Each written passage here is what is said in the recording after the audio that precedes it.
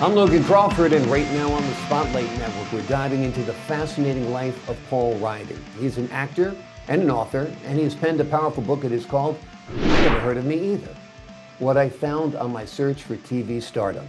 This inspiring memoir chronicles his nearly 50-year career in television, from sports reporting to acting, while revealing the unexpected paths to personal success. With Emmy wins, global adventures, and a relentless pursuit of his dreams, Paul's story is a must-hear for anyone chasing their own version of stardom. We're delighted to have this very talented author join us here today on Spotlight. We thank our team at Atticus Publishing for helping us put him in the spotlight today, and we ask viewers like you to support authors like him by subscribing to our channel and by purchasing his amazing book. The links are below this interview. And be sure to download the Spotlight Network app, streaming on Roku, Apple TV, and Amazon Fire TV. Paul, thank you so much for joining me here today on Spotlight. Thank you, Logan, so much. So glad to be here. You know, you and I have a lot in common We because do. we both have backgrounds in TV news. I was more sports than anything else. And we both have quite an extensive list of credits on IMDb, mostly as anchors or reporters. That's what I usually get. Although, you know, you'd like to stretch out and do a little something more than that. And every Yeah. time I complain about that, my wife always says, "Hey, you know how many people would kill to do that?" And I had an actor friend of mine say, "Don't think of it as typecasting, think of it as skill casting. It's Yeah. something you can do." So here we Exactly. do. It's very, very true. You sometimes do have to stay in your lane. Mhm. And, no matter what I do, I've got like news guy hair, news guy skin, and news Right. guy's physique. And, I was born wearing a suit. So Exactly. I get stuck playing the news guy all the time. But like you said, it's both a cursing and a blessing, more of a blessing than a curse, of course, because Yeah. I could be And typecast as a meth head, right? Or you could be typecast as a and meth when you head. get that residual money, that's okay too. Exactly, exactly. Your career started in part by inspiration by your mom, who was a talk show host in California during the 1960s. Tell us a little bit about that. I used to hang around the TV station. She was amazing. She's had so many different careers. She's still with us. She's 94, lives about 2 miles from me. And she used to rent bridal gowns out of our house. She was a San Jose City Councilwoman. She had a modeling agency. And one day she was watching TV. She was a housewife in her 30s and wanted to do something different. Said, this town needs a women's talk show. And so she went in, auditioned for it. They said, okay. And in spite of the fact that she had no experience, she went ahead and did it and got it done. And people still remember that to this day. She had a show for 3 years, and then another show came on a couple of years later, the Lou Ryden show. And that was an inspiration to me, I think. I got to hang around the TV station and all that other stuff. So that was a nice introduction to the business. Exactly. You were getting a master class in TV production and TV on-camera performance at a very young age, and no doubt it worked and stuck with you because I was looking at your reel this morning, and it's amazing. Your work is great, very, Thank very credible, very, very real, very, very grounded, which is of course, why you've got so many credits on IMDb, the Internet Movie Database. What's been your most fun project over your half century of working? I would say the most fun project I ever had was when I was at Turner Broadcasting in 1990. TNT was doing the World Cup in Italy, and I'm not a big soccer fan by any means. I'm not even a small soccer fan. Not a fan at all. But I do like to travel, and they said my boss said go to Italy, uh, stay as long as you want, do whatever you want, and we'll give you a Porsche to drive around for part of the time because Michelin is going to sponsor this little travel log and just tell stories about Italy. So a buddy of mine and I, a photographer, went to Italy. We visited 10 cities in 19 days, just did everything from Venice to Rome, Sicily, and we had a blast. So that was probably the most fun, yeah, freedom I ever had as a reporter. It was amazing. Exactly. And traveling and enjoying life and doing something you love on the company dime and getting paid for it. I There's no know. better experience in the world. I don't want to go to a World Series unless someone is paying for me to go to cover it. And I have Exactly. access to the locker room, access to the boxes. I mean, you get so spoiled as a broadcaster and an actor, right? That's absolutely true. Yeah. Yeah. Which do you prefer, acting or broadcasting?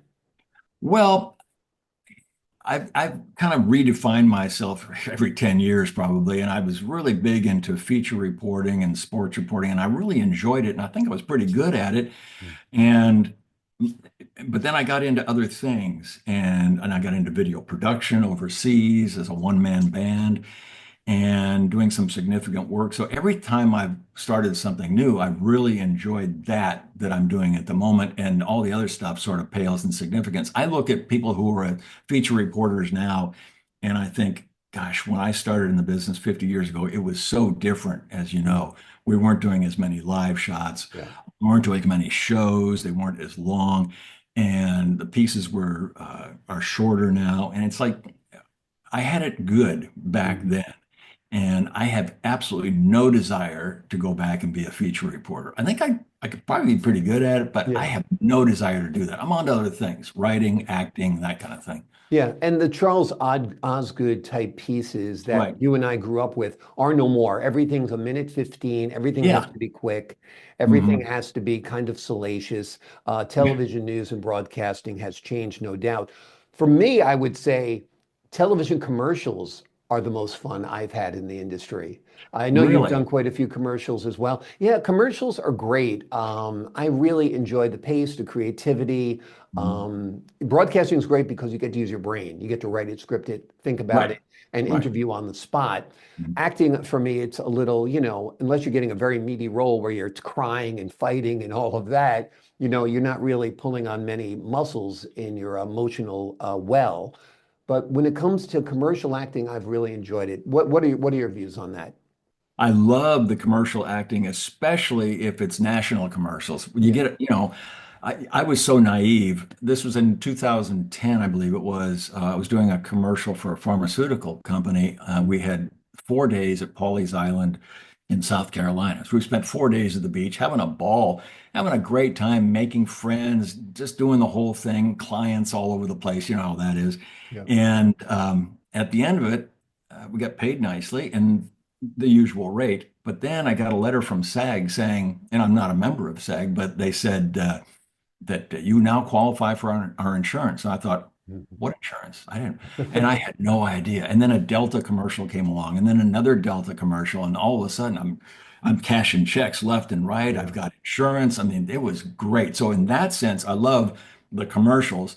I do like movies and TV when I'm not playing an anchor. Yeah. I always call it shooting fish in a barrel. You just stand up and you read from a teleprompter. How hard is that? But like Yeah. I say, skill casting. Exactly. And some people can't do it. I've I worked know with that's the thing. actors. Yeah. I know. Yeah. Isn't that funny? I find that amazing that people can't do that. Now, we had a thing in Atlanta. It was really big in the '90s to use an ear prompter, Right. especially for corporate videos and things like that. You could have a 30-second, a 1 minute script in your ear that you've recorded, and then you repeat after yourself as you're walking along. And it was fantastic. And then if there were changes to be made, you just re-record. The hard part of that was that if you were in a car or if you were around computers, you get all sorts of static in your ear. But yeah, that was, and I still use the ear prompter today, even when I'm doing, like when I was on Elsbeth, the show you Mhm. were on as well. I was playing a reporter, and I asked the director if I could use the ear prompter. Does he mind? He said, absolutely, no problem. It helps them because you're not doing a lot of Yeah. retakes and you're getting it done. So that was that yeah, that's fun. Well, you're a better man than me because I never mastered the ear prompter. In fact, it always messed me up. Hearing myself in my voice Yeah. when I'm trying to talk at the same time, I never did it. Great on teleprompter, great at ad-libbing, great at memorizing, but not good on ear prompter. That is a unique skill, so I applaud you for that. Talk Thank to you. us a little bit about this book. What was it like writing it? What was it like reliving some of those memories? Well, I have a great memory for things that, I mean, I can remember things that happened in 1975 as if they happened yesterday. Yeah. I mean, what I was thinking. Now, there may be some false memory involved there, you know how that is. But I was probably 38 years into my career when I started writing the thing. I started writing it about 2013, and I had had so many fun experiences, had met so many famous people and interesting people. and had gone to some great places and stuff. I thought, I want to get this down as a record, not only for myself, but for others that they can be inspired too, to when they use their gifts or their talents to be good stewards of that. I always say be good stewards of your time, talent, and treasure, and you'll go places. And I wanted all that written down, like I say, for myself, but also for people coming up who may have those same thoughts that, oh, gee, I can't do it, or here's something I really want to do, but can I do it? Yeah, you can do it. Yeah, absolutely. Jerry Springer once said to me about being successful in this career was that everybody's puzzle pieces together differently. And that was Yeah. a quote that stuck with me and I thought was great. Steve Martin said, "Be so good they can't ignore you." That was another quote that stuck with me. Well, Um, I'm sorry. I was reading Tom Selleck's book last night, and I came across a passage just last night. It talked about getting there and being at the top, how important it is to be at the top. And you realize that when you're at the top, there's always someplace else to go. You're never all the way there. And it's really good to know that it's not just the height of fame that's important, but the depth of it, what you've learned along the way, the failures you've had, the things that have made you who you are. And I talk a lot about failure in my book. As a matter of fact, one of my old bosses told me, he said, "You're really hard on yourself." So I softened it up a little bit, but it's important to know that you learn from failure. yeah. Yeah. One of my friends who's in acting said to me, if we could put down all of the roles that we auditioned for as our resume, we'd all have these stellar careers. Oh yeah, Because definitely. I auditioned for like, do you for the Geico commercial for the guy who's like, does is Ed Too Tall Jones too tall? Oh And that guy really? must have been done 400 commercials for Geico and was Oh. on for years. Where Uh-huh. and I was up for it. I got called back, but I didn't get it. So Well, let me tell you though yeah. that I did a couple of Geico spots, and it turns out they were buyouts. Really, wow, So wow. I don't know if that one was, probably not. Yeah, the buyout thing is relatively over, I guess, over the last 10 years. When I was Yeah, primarily doing commercials, there were no buyouts, which was nice. wonderful. Yeah, it was Oh yeah, all union and you could buy a house after doing a commercial, I know. which was great, Amazing. which was great. What advice would you give to someone who's aspiring to work in television, whether it's media, broadcasting, or acting, starting today? What would your advice be? I'd say open yourself up to all sorts of possibilities. I remember when I was back in college in San Jose State, I didn't want to learn how to use the film camera, the Mhm. sound film camera. I liked the camera that you could play with, but when it came to the sound camera, I didn't really want to learn how to use that because I was going to be a star. I was going to be on the other side of the camera, not this side. I didn't want to learn how to thread the film and all that junk. Yeah. So I kind of treated it, as I say in my book, as a box of anthrax. I just kind of didn't want anything to do with it.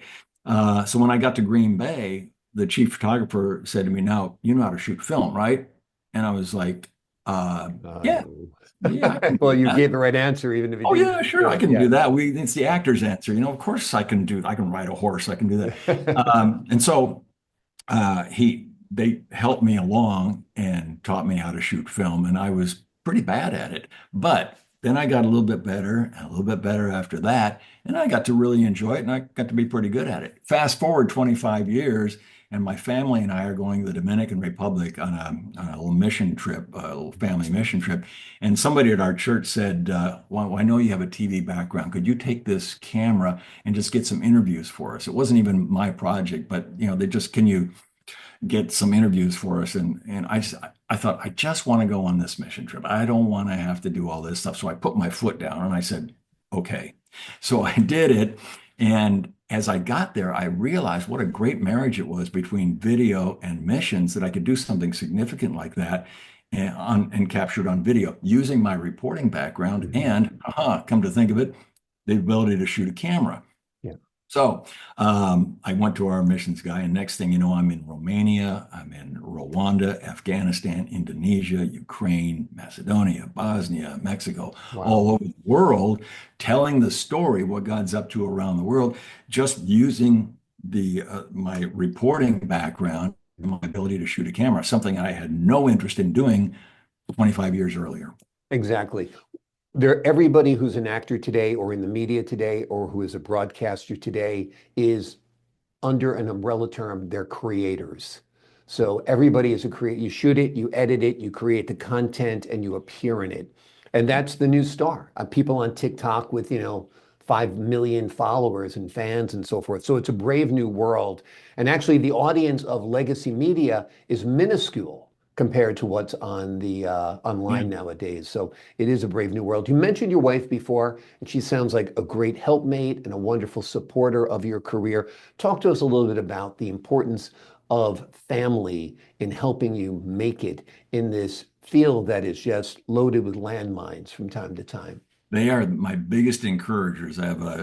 We have a 38-year-old, well, she'll be 39 next week, and she lives near us. My mom lives near us. My wife lives very close to me, right here, actually, in my house. And they've been nothing but supportive. That is so important to have somebody who is not only supportive, but she knows what she's doing too. She was a drama major at Western Kentucky University Mm. back in the 70s. So when I do my self-tape auditions, she's there directing. She also directs plays for little middle school kids at a school nearby, and she does a fantastic job. So she really knows what she's doing. Yeah, When it comes time to direct me in these self-tape auditions, it has really helped a lot because I'll do something and then might give me some notes and then we'll talk through it. We'll work through it. I'll, pound my fist going, why am I doing I'm terrible at this. And then she walks me through it. She has nothing but encouraging and the end result is always better. Not always get the job, of course, right. but you know how that goes. Yeah, But it doesn't mean you weren't great. It doesn't even mean you weren't the best person. It might exactly, mean you were too tall, too short, too exactly. fat, too thin, not the Uh-huh. right ethnicity, not the right race. There's a million factors. You're a male, you're not a female. A Yeah. million factors go into casting, and some of them have nothing, most of them have nothing to do with you. Yeah. I've long ago gave up taking it personally. Yeah, absolutely. Got to have a thick skin. That was the first lesson taught to me by a broadcaster by the name of Stan Fischler. You must have a thick skin. Um, you talked about your wife and her background in drama.